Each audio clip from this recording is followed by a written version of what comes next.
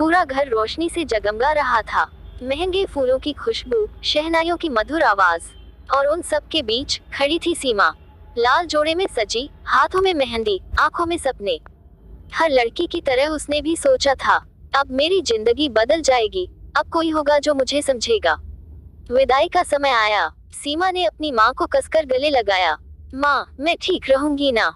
माँ की आंखें भर आईं, लेकिन मुस्कान बनाए रखी। हर लड़की रहती है बेटा, बस सबको खुश रखना, सबको खुश रखना। ये शब्द जैसे सीमा के दिल में कहीं गहराई तक बैठ गए। अभी सूरज भी ठीक से नहीं निकला था। घड़ी में 4:45 बज रहे थे। बहू, उठो, घर में इतनी देर तक कोई नहीं सोता। सीमा की नींद अचानक टूट गई। वो घबराकर उठी। जी मम्मी जी। भारी लहंगे में उलझते हुए वो किचन तक पहुंची। सास ने बिना उसकी तरफ देखे कहा, आज से रसोई तुम्हारी है, चाय 6 बजे तक सबको मिल जानी चाहिए।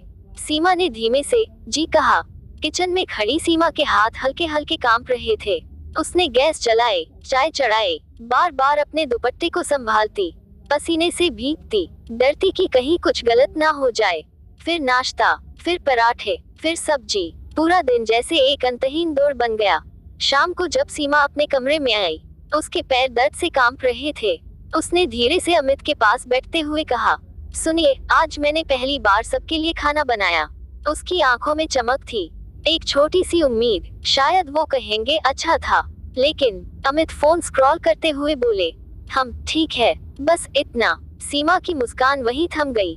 डाइनिंग टेबल का सच, रात का खाना, सब लोग टेबल पर बैठे थे। ससुर ने एक कौर लिया, नमक कम है। नंद ने हंसते हुए कहा, भाभी, रोटी गोल नहीं बनी। सास ने ठंडी आवाज में कहा, सीख जाओगी, अभी बहुत कमी है।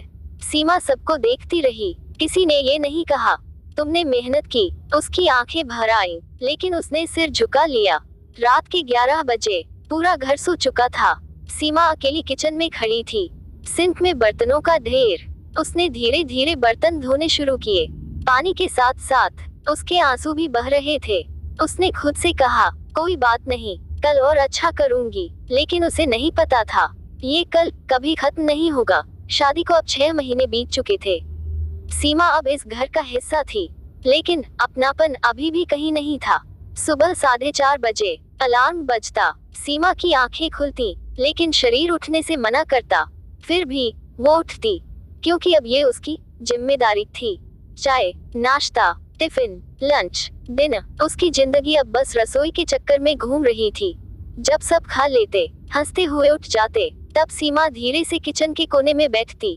थाली में बची हुई ठंडी रोटियां, कभी सब्जी होती, कभी नहीं। वो चुपचाप खाती। किसी ने कभी नहीं पूछा, तुमने खाया? एक दिन सीमा ने हिम्मत जुटाई, अमित के पास जाकर बोली, सुनिए, क्या आप कभी मेरी मदद कर सकते हैं? बस थोड़ा सा। अमित ने हंसते हुए कहा, अरे यार, ये सब औरतों का काम है, तुम्हें क्या दिक्कत है? घर पर ही तो हो। ये सुनते ही सीमा की आंखों की चमक बुझ गई, जैसे किसी ने उसके अस्तित्व को ही नकार दिया हो। घर में पार्टी थी, 20-25 मेहमान। सीमा सुबह से खड़ी थी, ना बैठी, ना आराम किया। हाथ जल गए, पैर सूज गए, लेकिन वो काम करती रही, क्योंकि मेहमानों के सामने इज्जत का सवाल था। रात के 12 बजे सब लोग खा चुके थे, हंसते बोलते अपने कमरों में जा रहे थे। सीमा किचन में थी, आखिरी बर्तन धो रही थी। उसके हाथ कांप रहे थे, सांस तेज हो रही थी, आंखों के सामने धुंध छाने लगी। उसने दीवार पकड़ने की कोशिश की, लेकिन धड़ाम, वो वहीं गिर पड़ी। हॉल में हंसी गूंज रही थी। कोई टीवी देख रहा था, कोई फोन चला रहा था। किसी को पता ही नहीं चला कि जिसने सबको खिलाया, वो खुद बेहोश पड़ी है। किचन की ठंडी जमीन पर पड़ी सीमा, उसकी हथेली पर अभी भी आटा लगा था। आंखें बंद, चेहरा थका हुआ, और दिल में एक ही सवाल, क्या मैं सिर्फ काम करने के लिए ही हूँ? रात के करीब 1 बजे पूरा घर गहरी नींद में डूबा हुआ था, लेकिन किचन की ठंडी जमीन पर सीमा अब भी बेहोश पड़ी थी। उसके हाथों में अब भी आटे की खुशबू थी, और माथे पर पसीना जम चुका था। घड़ी की टिक टिक उस खामोशी को और डरावना बना रही थी। करीब आधे घंटे बाद नंद पानी पीने के लिए किचन में आई। जैसे ही उसने लाइट ऑन की, भाभी, उसकी तेज चीख पूरे घर में गूंज गई। सब लोग भागते हुए आए। सास घबराकर बोली, ये क्या हो गया इसे? अमित ने पहली बार सीमा को उस हालत में देखा। उसका चेहरा एकदम पीला पड़ चुका था। सीमा, सीमा उठो, लेकिन कोई जवाब नहीं। सीमा को तुरंत अस्पताल ले जाया गया। डॉक्टर ने चेकअप किया। कुछ देर बाद बाहर आए। चेहरा गंभीर था। आप लोग ध्यान रखते हैं इनका।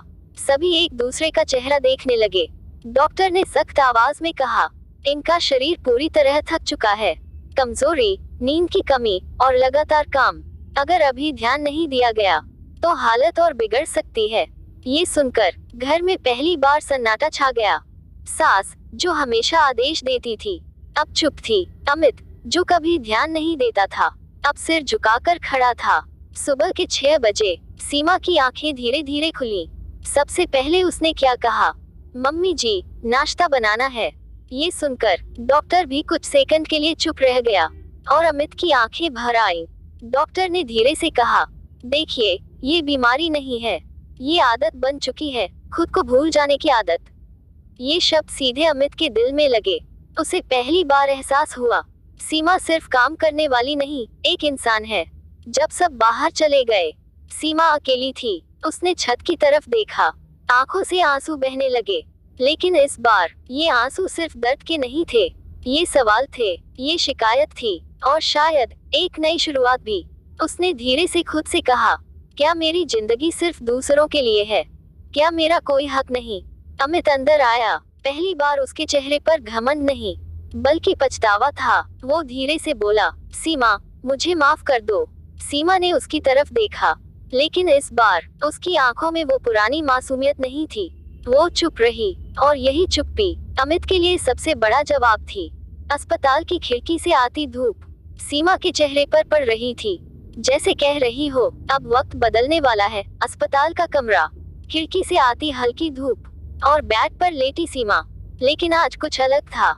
आज उसकी आंखों में डर नहीं था, एक फैसला था। 2 दिन बाद सीमा घर लौटी।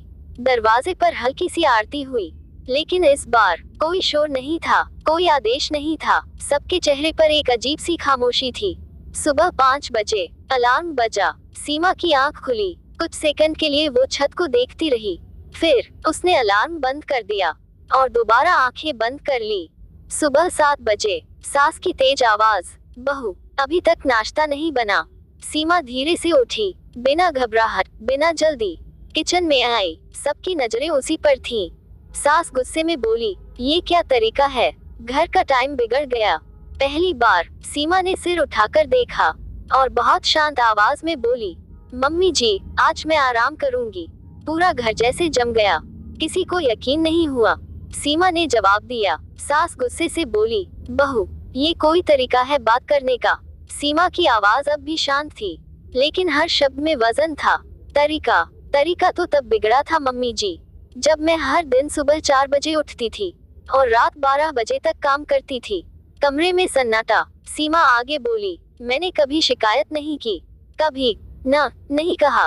लेकिन क्या कभी किसी ने पूछा कि मैं ठीक हूँ या नहीं? अमित चुप था, ससुर चुप थे, नंद पहली बार सिर झुकाए खड़ी थी। सीमा की आंखों में आंसू थे, लेकिन आवाज मजबूत, मैं इस घर की बहू हूँ, कोई मशीन नहीं। सीमा ने गहरी सांस ली। आज से मैं इस घर के लिए सब करूंगी, लेकिन अपने लिए भी जीऊंगी। काम होगा तो सब मिलकर करेंगे, और अगर किसी को ये मंजूर नहीं। वो कुछ सेकंड रुकी, तो मुझे भी अब सब मंजूर नहीं। पूरा घर चुप। तभी अमित आगे आया। उसकी आवाज धीमी थी, लेकिन साफ, सीमा सही कह रही है। सब उसकी तरफ देखने लगे।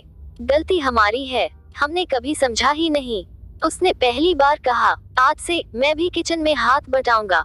सास कुछ कहना चाहती थी, लेकिन शब्द नहीं मिले। सीमा ने धीरे से किचन की तरफ देखा। वही चूल्हा, वही बर्तन, लेकिन आज वो बोझ नहीं लग रहे थे, क्योंकि आज पहली बार सीमा ने खुद को भी उस घर में जगह दी थी।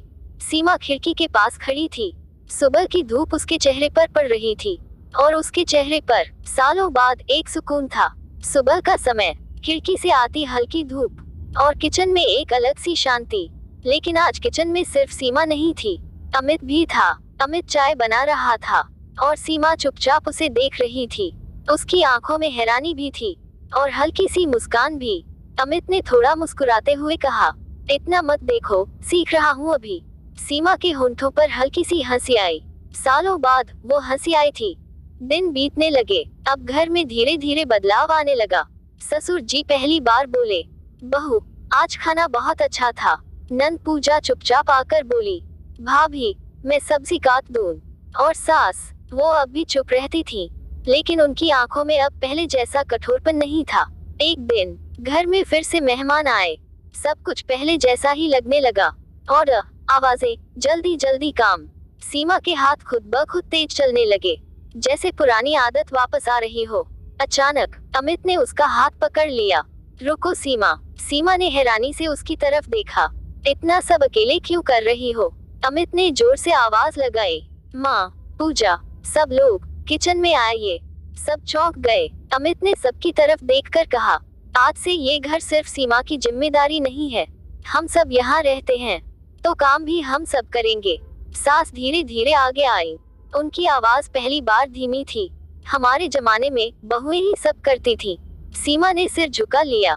लेकिन इस बार अमित ने कहा, माँ, जमाना बदल गया है, और अगर नहीं बदला तो बदलना पड़ेगा। सास की आंखें भर आईं। उन्होंने पहली बार सीमा की तरफ देखा। बहू, हमने कभी सोचा ही नहीं कि तू भी थकती होगी। सीमा की आंखों से आंसू बहने लगे। सास धीरे से उसके पास आई और उसके सिर पर हाथ रखा। माफ कर दे, हमने तुझे बहू समझा, बेटी नहीं। ये सुनते ही सीमा टूटकर रो पड़ी। सालों का दर्द आज आंसुओं में बह गया।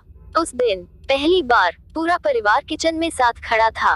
कोई रोटी बना रहा था, कोई सब्जी काट रहा था, कोई बर्तन धो रहा था, और सीमा सिर्फ मुस्कुरा रही थी। कुछ दिन बाद सीमा खिड़की के पास खड़ी थी। अमित आया। क्या सोच रही हो? सीमा ने धीरे से कहा, मैं कुछ करना चाहती हूँ। अमित ने पूछा, क्या? सीमा की आंखों में चमक थी। खाना बनाना, लेकिन अपने लिए, अपने नाम से। कुछ महीनों बाद घर के बाहर एक छोटा सा बोर्ड लगा, सीमा एस किचन। घर का बना प्यार हर थाली में। लोग आने लगे, ऑर्डर बढ़ने लगे, और पहली बार सीमा के काम की कदर होने लगी।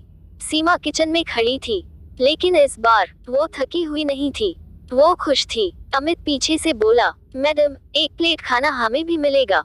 सीमा मुस्कुराई, पहले तारीफ करो फिर मिलेगा।